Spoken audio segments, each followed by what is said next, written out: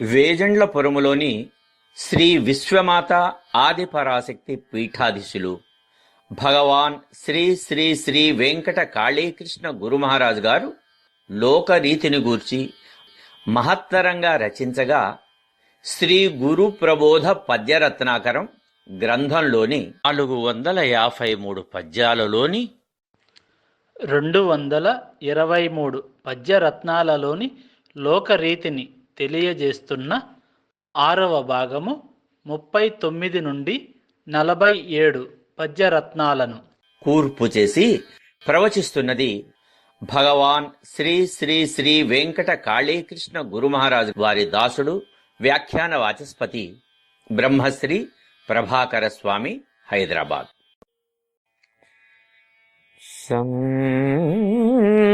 సంపదలకే బ్రతుకు సాగదీయుట కంటే బ్రతుకు కొరకే ధనము పడయుమెప్పుడు. సంపదలకే బ్రతుకు సాగదీయుట కంటే బ్రతుకు కొరకే ధనము పడయుమెప్పుడు. సావు తప్పదయ్య సంపదలినున్న,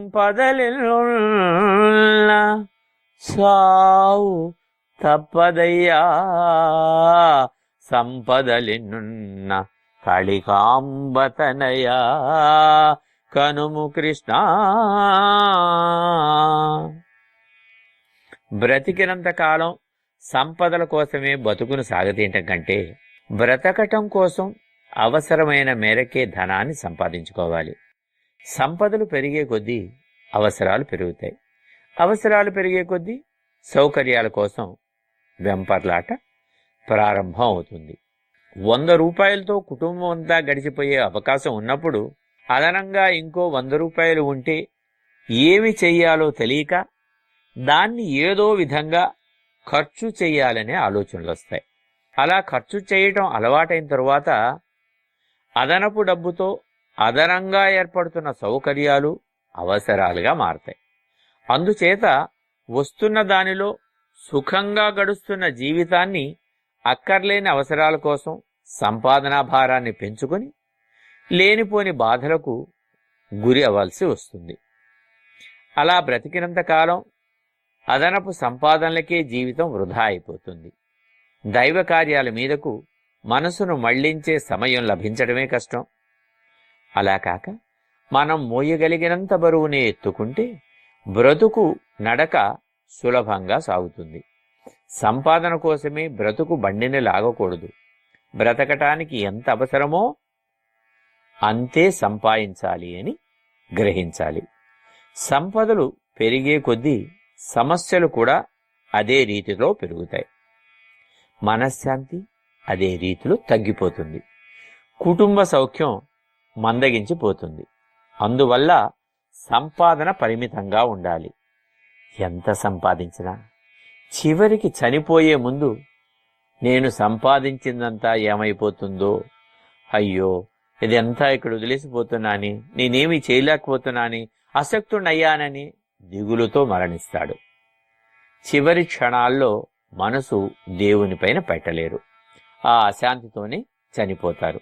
కనుక అనవసరమైన ధన సంపాదనకు కాలాన్ని వృధా చేయవద్దని గురుదేవులు పూజ్య శ్రీ శ్రీ శ్రీ వెంకట కాళీకృష్ణ మహారాజు పై పద్యంలో తెలియచేస్తున్నారు.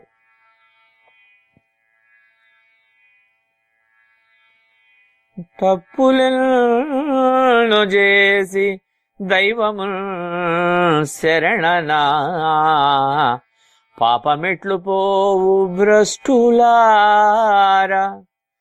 తప్పులెన్నో చేసి దైవమున్ శరణనా, పాపమెట్లు పోవు భ్రష్టులారా.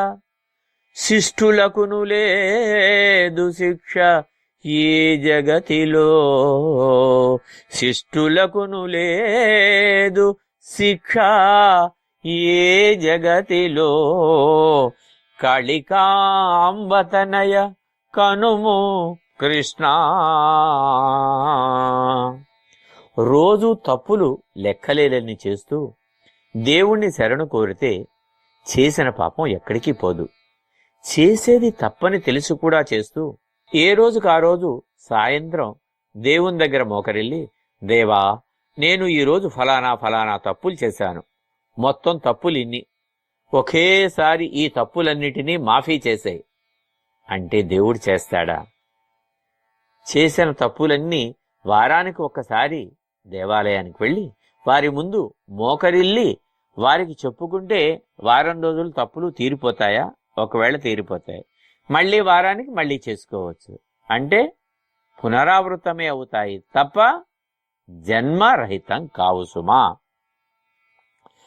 అరగని పదార్థాలు మనం తింటే పక్కవాడికి అజీర్ణం ఎలా చేస్తుంది? ఎవరిది వారు అనుభవించవలసిందే, ఎవరి పాపం వారు అనుభవించవలసిందే. ఒంటికి రాసుకున్న బురద, తలకు పట్టిన మకిలి శుభ్రంగా స్నానం చేస్తే పోతుంది. కాని మనసుకు పట్టిన మకిలి, బుద్ధిలో పుట్టిన బురద ఎలాంటి స్నానాలు చేసినా పోవు. చేసిన పాపాలు శిక్షల రూపంలో అనుభవించి మరలా ఆ పాపాల జోలికి, తప్పుల జోలికి పోకుండా దైవ ప్రార్థనల వైపు ఉండే విధంగా చేయమని దేవుణ్ణి వేడుకుంటూ ఆ విధంగా నడుచుకోవటం వల్ల మాత్రమే జరిగిన తప్పుల నుంచి కొంత ఉపశమనం దొరుకుతుంది. ఈ లోకంలో మంచివారికి, తప్పులు చేయని వారికి, పాపపు పనులు జోలికి వెళ్ళని వారికి ఎలాంటి శిక్షలు ఉండవు. వారికి దేవుడి అనుగ్రహం లభిస్తుంది. అలా కాక తప్పుల మీద తప్పులు చేస్తూ ఎలాంటి మానసిక పరివర్తన లేక భ్రష్టులైన వాళ్ళు దేవుని శరణుజొచ్చి తాము చేసిన తప్పులు ఖాయమంటే అట్లాంటి వారికి శిక్షలు తప్పనిసరిగా విధించబడతాయి. అందువలన దుష్టులైన వారు కూడా తమ తప్పులు తెలుసుకొని మంచివారిగా మారితే వారికి ఎలాంటి శిక్షలు ఉండవు అని భగవాన్ శ్రీ శ్రీ శ్రీ వెంకట కాళీకృష్ణ గురు మహారాజుల వారు పై పద్యంలో మంచి చెడుల గురించి, చేసిన తప్పు ఒప్పుల సమీక్ష గురించి చక్కటి విశ్లేషణ ఇచ్చారు. తనువులెల్లగూలు ధరణిలోనెప్పుడు దేహమందు ప్రేమ తెంచవలయు. తనువులెల్లగూలు ధరణిలోనెప్పుడు దేహమందు ప్రేమ తెంచవలయు. మంచి పనులు చేసి మాన్యతల్ పొందరా, మంచి పనులు చేసి మాన్యతల్ పొందరా. కాళికాంబతనయ కనుము కృష్ణ.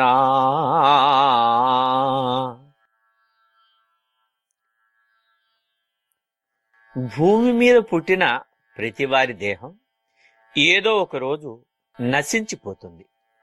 మన దేహం శాశ్వతం కాదు. పుట్టిన దగ్గర నుంచి కాలానుగుణమైన వయస్సు ప్రభావం చేత దేహంలో ఎన్నో మార్పులు చోటు చేసుకుంటాయి. ఏమీ తెలియని బాల్య దశ నుంచి యవ్వన దశ వచ్చేసరికి దేహం నిండు చంద్రుని వలె ప్రకాశిస్తూ చూడముచ్చటగా ఉంటుంది. ఆ అందాన్ని, పటుత్వాన్ని, నిండుదనాన్ని, ఆ బిగువుని శాశ్వతంగా నిలబెట్టుకోవాలని కొంతమంది ఆశిస్తూ దేహాలను అపురూపంగా చూసుకుంటూ ఉంటారు. ఏవేవో ప్రక్రియలు చేస్తూ ఉంటారు. కాని వయస్సు నిలవదు, పరిగెత్తే కాలం ఆగదు. ఋతువుల్ని బట్టి ప్రకృతిలో ఏర్పడే మార్పుల వల్లనే వయసు పెరిగే కొద్దీ శరీర అమరికలలో మార్పు చోటు చేసుకుంటాయి. ఇవి ఎవరికైనా సహజమే. ఒకప్పటి ప్రపంచ సుందరులుగా లేకపోతే ప్రపంచ సుందరీమణులుగా వెలిగిన వారంతా తర్వాతి కాలంలో వయసు ముదిరి అందాలను పోగొట్టుకున్న వారే. అందువల్ల అశాశ్వతమైన దేహం మీద ప్రేమను పెంచుకోకూడదు. పెంచుకుంటే మానసిక ప్రశాంతత దక్కదు. ఎలాగైనా తమ అందాలను, తమ దేహ దారుఢ్యాన్ని పోనివ్వకుండా కాపాడుకోవాలని శరీరానికి రకరకాల సౌందర్య లేపనాలు, లేదు వ్యాయామాలు చేయటం వల్ల కొన్ని సందర్భాల్లో అనారోగ్యాల పాలు కాక తప్పదు. అందువల్ల బ్రతికినంతకాలం శరీర ఆరోగ్యాన్ని కాపాడుకుంటూ అశాశ్వతమైన విషయాల జోలికి వెళ్ళక మనసును దేవుని వైపు మళ్లించి నలుగురికి మేలు చేయాలనే సంకల్పాన్ని ఏర్పరచుకొని ముందుకు సాగటం వల్ల మంచి పేరు ప్రఖ్యాతులు వస్తాయి. పేరు శాశ్వతంగా నిలిచిపోతుంది. మంచి పనులు చేసేవారి మనసు యవ్వనంతో అందంగా ఉంటుంది. ఇలాంటి శాశ్వతమైన ఆనందం అనే అందం కోసం పాటుపడాల్సిందే తప్ప కాలగర్భంలో కలిసిపోయే కదిలిపోయే అశాశ్వతమైన దేహ సౌందర్యాని కోసం కాదు అంటూ భగవాన్ శ్రీ శ్రీ వెంకట కాళీకృష్ణ గురు మహారాజుల వారు పై పద్యంలో తెలియచేశారు. రోగమేలపోవు రోదిల్చి ప్రార్థింప పరుల ప్రేమ వలన వ్యాధి తొలగు. రోగమేలపోవు రోదిల్చి ప్రార్థింప పరుల ప్రేమ వలన వ్యాధి తొలగు. కల్మషరహితులిల కరుణామయులు కదా. కాళికాంబతనయ కనుము కృష్ణ. కల్మషరహితులిల కరుణామయులు కదా. కాళికాంబతనయ కనుము కృష్ణ. చేసేవన్నీ చేసి రోగాల బారిన పడి బాధలు అనుభవిస్తున్నప్పుడు, బాధలు భరించలేక అల్లాడుతున్నప్పుడు మాత్రమే దేవుడు గుర్తొస్తాడు కొంతమందికి. రోగపీడిత బాధల వలన ఏడుస్తూ దేవుణ్ణి ప్రార్థిస్తూ ఉంటారు.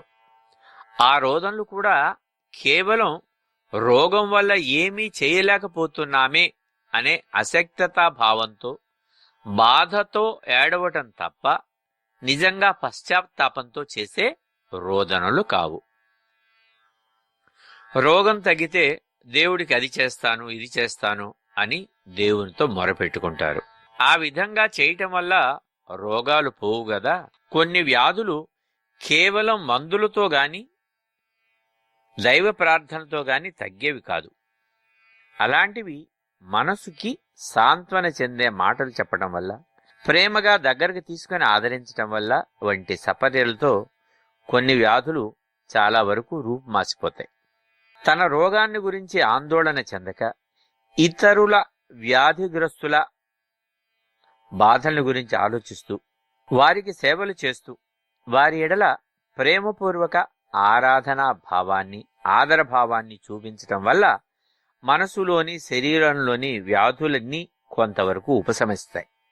మనసును దేని మీద కేంద్రీకరిస్తే అది బలపడుతుంది కదా, మంచిగాని చెడుగాని. అలాగే తమకున్న వ్యాధి గురించే ఎప్పుడూ ఆలోచిస్తూ ఉండటం వల్ల వ్యాధి బలపడుతుంది. అందువల్ల మనసును ప్రేమని పంచడంపై కేంద్రీకరించాలి. మనసులో దుష్టభావాలు, కల్మషాలు ఉంటే తొలగించుకోవాలి. అలాంటి వాళ్ళు ఇతరులకు ప్రేమను పంచగలుగుతారు, ఆనందాన్ని ఇవ్వగలుగుతారు. కల్మషం లేని వాళ్లే, అంటే మనసులో ఏ విధమైన దుష్ట ఆలోచనలు, దుష్ట భావాలు లేని వాళ్లే కరుణామయులుగా గుర్తించబడతారు అని పై పద్యంలో భగవాన్ శ్రీ శ్రీ శ్రీ వెంకట కాళీకృష్ణ గురు మహారాజు వారు తెలియచేస్తున్నారు. పరుల మతముపైని పరమ ప్రేమయులేక, పరుల మతముపైని పరమ ప్రేమయులేక, మంచి బుద్ధి లేక మమత లేక, పుణ్యమిట్లు వచ్చు పురుషులు స్త్రీలకు, పుణ్యమిట్లు వచ్చు పురుషులు స్త్రీలకు, కాళికాంబతనయ కనుము కృష్ణ.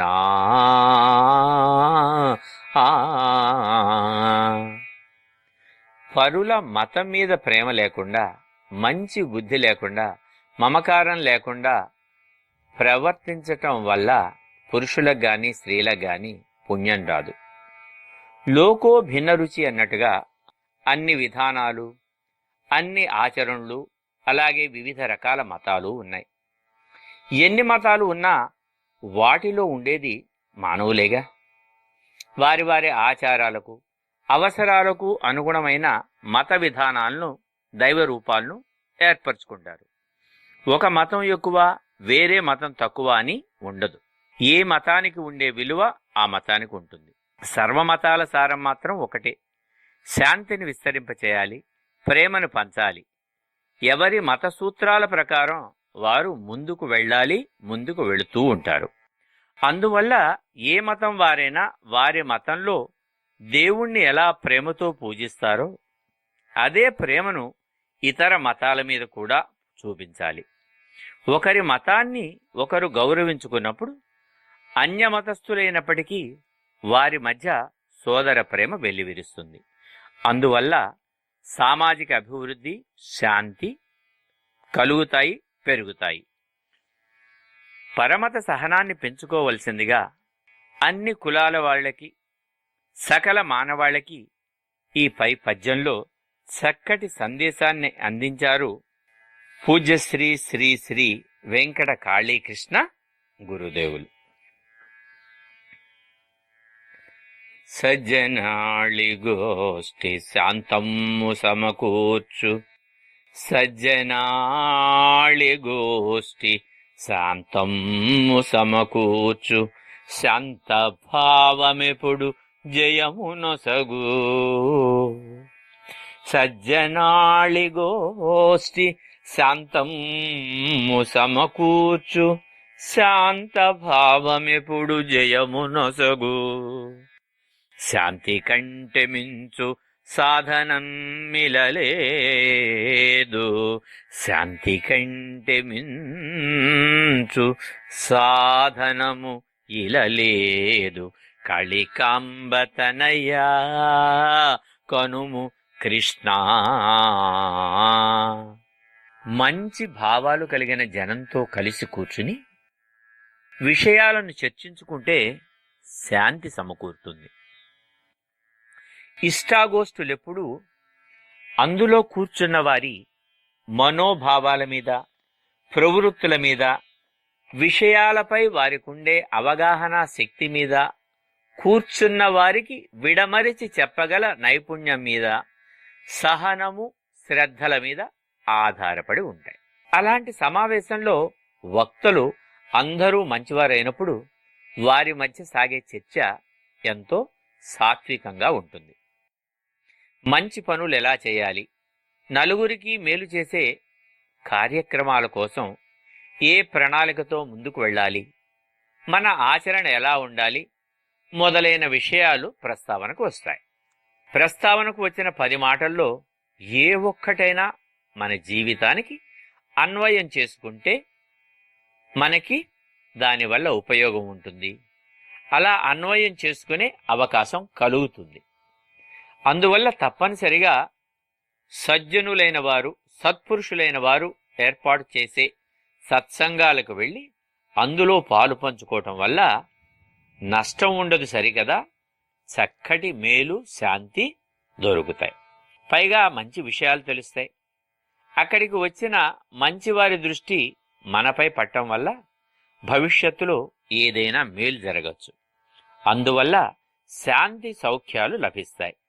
కనుక శాంతి అనేది మానవుని జీవితం సంతోషంగా సాగటానికి, ఆనందంగా గడపటానికి సాధనంగా ఉపకరిస్తుంది అని పై పద్యంలో భగవాన్ శ్రీ శ్రీ శ్రీ వెంకట కాళీకృష్ణ గురు మహారాజు వారు తెలియచేస్తున్నారు. విద్యలెన్నో జగతి వింతగా నేర్చినన్, అమరమైన చదువు నరయవలయు. విద్యలెన్నో జగతి వింతగా నేర్చినన్, అమరమైన చదువు అరయవలయు. భక్తి మించు చదువు వసుధలో లేకుండే, భక్తి మించు చదువు వసుధలో లేకుండే. కాళికాంబతనయ కనుము కృష్ణ. లోకంలో ఎన్ని విద్యలు నేర్చుకున్నా అవి భుక్తి గడవటం కోసమే పనికొస్తాయి. వీటితో పాటు శాశ్వతమైన ఆనందాన్నిచ్చే భక్తి అనే చదువు కూడా నేర్చుకోవాలి. ఎన్ని రకాల విద్యలైనా వాటిని కొంత పరిమితి కలిగిన వయసు వరకు మాత్రమే నేర్చుకోగలుగుతాం. కొంతమంది ఉద్యోగానికి అవసరమైనంత వరకే చదువుతారు. మరికొందరు వ్యాపారానికి సంబంధించి విజ్ఞానం వికసించడానికి అవసరమైన విద్య నేర్చుకుంటారు. ఇవన్నీ కూడా వివాహం జరిగి పిల్లలు పుట్టిన తర్వాత నేర్చుకోవాలనుకున్న ఆసక్తి ఉన్నా కొన్ని సమయాలలో సాధ్యం కాదు. ఏ విద్య అయినా ఒక వయసు వచ్చిన తర్వాత సాగదు. జీవితకాలం చదువుకోవటానికి సాధ్యము కావు. కనుక విద్యలు ఏవైనా ఎంత చిత్రమైనవైనా విచిత్రమైనవైనా విశేషమైనవి అయినా తాత్కాలికమైనవే. మనిషికి కావాల్సింది వీటన్నిటినీ మించిన శాశ్వతంగా నిలుపుకోగలిగే భక్తి అనే చదువు. భక్తి అనేది ఒక దివ్యమైన మార్గం, దైవదత్తమైన చదువు. దీనికి వయసుతో ఎలాంటి సంబంధం లేదు. మనసులో భక్తి అనే భావం కలిగిన తరువాత భగవంతుణ్ణి తోచిన రీతిలో ఎవరికి వారు సేవించవచ్చు. నవవిధ భక్తి మార్గాల్లో ఎవరికి ఏది అనుకూలంగా ఉంటే దాన్ని ఆచరించవచ్చు. భక్తి ప్రధానం కాని అనుసరించే విధానం ప్రధానం కాదు. ఎంత ఎక్కువ నిష్ఠతో సేవిస్తే భగవంతుణ్ణి అంత దగ్గరగా దర్శించవచ్చు. ఇందుకు ఎలాంటి చదువులతో పనిలేదు. భక్తిలో మునిగే కొద్దీ ముందుకు వెళ్లే మార్గాల ద్వారాలు తెరుచుకుంటాయి. జ్ఞానం అపరిమితంగా కలుగుతుంది. ఇందుకు పుస్తకం, కాగితం, కలం ఏమీ అక్కర్లేదు. లభించిన జ్ఞానం మనసులో ముద్రింపబడిపోతుంది. ఇది కలకాలం శాశ్వతంగా ఉండిపోతుంది. కనుక ఎన్ని విద్యలు నేర్చినా భక్తి అనే అమరమైన విద్యకు సాటి ఈ భూమి మీద లేదు అని తెలుసుకోవాలి అంటున్నారు భగవాన్ శ్రీ శ్రీ శ్రీ వెంకట కాళీకృష్ణ గురు మహారాజు వారు. ధర్మమణగద్రొక్కి ధనమును సమకూర్చి దానమొసగినంత ధన్యుడవునే. ధర్మమణగద్రొక్కి ధనమును సమకూర్చి దానమొసగినంత ధన్యుడవునే. శిష్ట కార్యములకు తుష్ట సంపదవొద్దు, దుష్ట కార్యములకు దుష్ట సంపదలొద్దు. శిష్ట కార్యములకు దుష్ట సంపదలొద్దు. కాళికాంబతనయా కనుము కృష్ణ. ధర్మం గొంతును నొక్కేసి దాన్ని పైకి రాకుండా అణిచిపెట్టి అధర్మ మార్గంలో సంపదను సమకూర్చుకొని ఆ సంపద నుంచి దానం చేస్తే దానం ఇచ్చిన ఫలితాలు రావు, జీవితాలు ధన్యం కావు. ధర్మ మార్గంలో సంపాదన అంటే ఎవరిని మోసం చెయ్యక, తన సంపాదన వల్ల ఎవరికీ ఇబ్బంది బాధ కలగక, మోసం చెయ్యక, కష్టించి శ్రమ ఓడ్చి చేసిన పనికి తగిన ఫలం సంపాదించడం, ఇది ధర్మ సంపాదన. అందువల్ల ఆత్మతృప్తి కలుగుతుంది. అందులో ఎవరికైనా ఒక పైసా దానం చేస్తే ఎంతో పుణ్యం లభిస్తుంది. అదే నిజమైన దానం. అలా కాకుండా అధర్మ మార్గంలో కూడబెట్టిన సొమ్ముతో గొప్ప దైవభక్తులమని, పాపభీతి కలవారమని దానాలు చేసి ప్రజలకు సేవ చేయటం ఇష్టమని బీరాలు పలుకుతూ వంచించి మోసం చేసి సంపాదించిన సొమ్ము దానం చేస్తున్నట్లు నటించినంత మాత్రాన దానం ఎంత ఇచ్చినా దాని ఫలితం రాదు. ఆ విధంగా ధన్యులు కాలేరు. వారిని అధర్మం గొంతు నొక్కిన ఫలితం వెంటాడుతూనే ఉంటుంది. ధన సంపాదనకు అనేక మార్గాలు ఉంటాయి. ఒక్కొక్కరు ఒక్కొక్క మార్గాన్ని అవలంబిస్తారు. ఉత్తములైన వారు ధర్మ మార్గంలోనే సంపాదన చేస్తారు. అలా ధర్మ మార్గంలో సంపాదించిన సొమ్ముతో ఏ కొంచెం దానం చేసినా జీవితం ధన్యమవుతుంది. ఎందుకని? అక్కడ ధర్మము అనేటటువంటి శుద్ధి అందులో ఉన్నది. తద్వారా త్యాగము అనేటటువంటి దివ్యమైన గుణం వారిలో ఉండటం వల్ల, ఆ రెండిటి సమ్మేళనం వల్ల జీవితం ధన్యమవుతుంది. వారినే దేవుడు మెచ్చుతాడు. అధర్మ అక్రమ మార్గాల్లో సంపాదించిన సొమ్ముకు దానం చేసే అర్హత ఉండదు. అంటే దానం చెయ్యబడే అర్హత ఉండదు, ఫలితము ఉండదు. అందువల్ల మంచి పనులకి ధర్మబద్ధంగా సంపాదించిన సొమ్ముని వినియోగించాలి అంటారు గురుదేవులు. సహజంగా చాలా శిష్టులైనటువంటి మహనీయులైనటువంటి వారు ఎవరు ఏది ఇస్తే అది తీసుకోరు. ఎందుకని? దాంట్లో ద్రవ్య శుద్ధి ఉందా లేదా అనేది వారికి ఒక్క క్షణంలో తెలుస్తుంది. ఆ ద్రవ్య శుద్ధి ఉన్నదే తీసుకుంటారు. అసలు అపరిగ్రహము అనేది ఈ శిష్టులు, సత్పురుషులు, మహనీయుల జీవన విధానంలో ఒక భాగంగా ఉంటుంది. అంటే ఎవరి దగ్గర నుంచి ఏది కూడా ఆశించకుండా, ఏది స్వీకరించకుండా, అనవసరంగా వారి నుంచి పుచ్చుకోకుండా ఉండటం అపరిగ్రహం. ఒకవేళ పుచ్చుకోవాల్సిన పరిస్థితి వస్తే వారు భక్తితో ఆఫర్ చేస్తే దాన్ని తీసుకునేటప్పుడు కూడా అందులో ద్రవ్య శుద్ధి ఉందా లేదా అనేది గమనించి వారు తీసుకుంటారు అని పై పద్యంలో భగవాన్ శ్రీ శ్రీ శ్రీ వెంకట కాళీకృష్ణ గురు మహారాజు వారు తెలియజేశారు.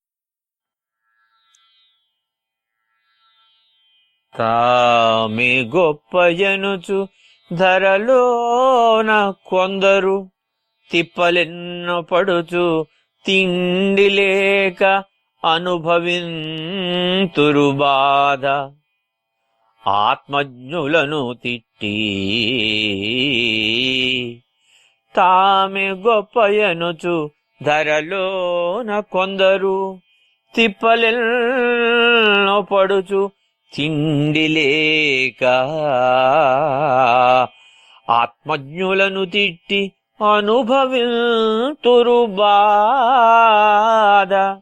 కాళికాంబ తనయ కనుము కృష్ణ. కొంతమంది తమ కంటే గొప్పవాళ్ళెవరూ లేరని, ఆత్మజ్ఞానులైన మహాత్ములను కూడా తూలనాడుతూ దూషణే ప్రవృత్తిగా ఉంటారు. అలాంటి వాళ్ళు తదుపరి కాలాల్లో తిండి తిప్పలు లేక ఎన్నో బాధల్ని అనుభవించవలసి ఉంటుంది, అనుభవిస్తారు. మనుషుల్లో జ్ఞానం పెరిగే కొద్దీ లౌకిక జ్ఞానం, ఇంగిత జ్ఞానం, మంచి చెడుల విచక్షణ జ్ఞానం కూడా పెరగాలి. అప్పుడు వాళ్ళు గొప్పవారు అయినప్పుడు కూడా లోకంలోని మిగిలిన గొప్పవారిని, పరమపురుషుల్ని కూడా గౌరవభావంతో ఆదరిస్తారు, చూస్తారు. అలా కాక కొంత శక్తి సామర్థ్యాలు సంపాదించిన తర్వాత తనకంటే గొప్పవాళ్ళు గాని, తనకు సాటి రాగల వారు గాని లేరు అని గర్వించి మదంతో కన్ను మిన్ను కానక నేను, నా గొప్పదనం, నా శక్తి అనే జీవ అహంకారం పెరిగి పెద్దలు, విజ్ఞులు, ఆత్మజ్ఞులు అయిన మహాపురుషుల్ని, గురువుల్ని అగౌరవపరిచే విధంగా మాట్లాడుతూ ఉంటారు. మనిషిలో నేను అనే అహంభావం కలిగినప్పుడే అతని పతనం ప్రారంభమవుతుంది. అది వినాశనానికి బీజం వేసే లక్షణం. మనిషిలో అమితమైన గర్వాన్ని పుట్టిస్తుంది దేహం మీద ఉండేటటువంటి మదం. గర్వం తోటివారు ఎంతవారైనా లెక్క చేయకుండా ప్రవర్తించేలాగా చేస్తుంది. ఈ అహం, మదం మనిషి యొక్క ఇంగితాన్ని, విచక్షణని కప్పివేస్తాయి. అందువల్ల అహంకారజనితమైన గర్వం విశిష్ట జ్ఞాన సంపన్నులైన వారిని కూడా నిందించటానికి వెనకాడదు. కారణజన్ములను నిందించిన పాపం ఎన్నటికీ విడవదు, ఎంతటి వారినైనా పట్టి పీడిస్తుంది. అలా గర్వంతో పరులపై నిందలు వేయటం వల్ల భవిష్యత్తులో ఎన్నో బాధలొస్తాయి. కనుక మహనీయులను నిందించవద్దంటూ ఈ పద్యంలో భగవాన్ శ్రీ శ్రీ శ్రీ వెంకట కాళీకృష్ణ గురు మహారాజ్ వారు తెలియచేస్తున్నారు.